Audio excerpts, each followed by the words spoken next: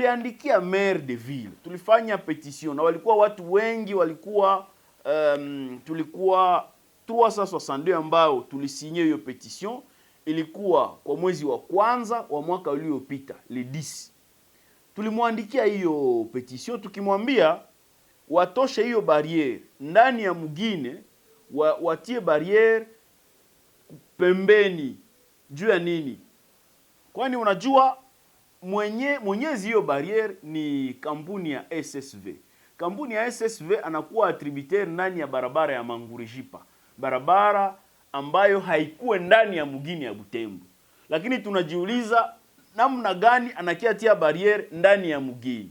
Na wakati anatia barriere ndani ya mugini, mtu wa Malende kusudi aende Malende, quartier ya vile ya Butembo, yeye analipa barriere. Anafika pale wanamsimamisha na analipa pesa.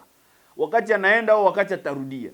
Sasa tunasema, jua nini watu wa Malende wanawababua? Au hata mtu mwenye ataenda tu hiyo ngambo, anaweza kuwa yeye hakae Malende, ndani ya quartier Malende, lakini jua nini ulipe wakati unaenda hiyo ngambo, lakini usilipe wakati unaenda ingine ngambo? Tunaandikia meya wa jiji tukimwambia tatua hiyo shida, kwani inakuwa ndani ya mji wa Butembo na wewe ndio mkubwa wa eneo.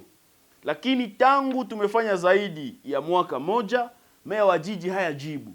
Na ndio ndani ya hiyo barua sasa tumeandikia liwali wa jimbo kumwambia yeye kama mkubwa wa meya, tunamuomba yeye atatue hiyo shida.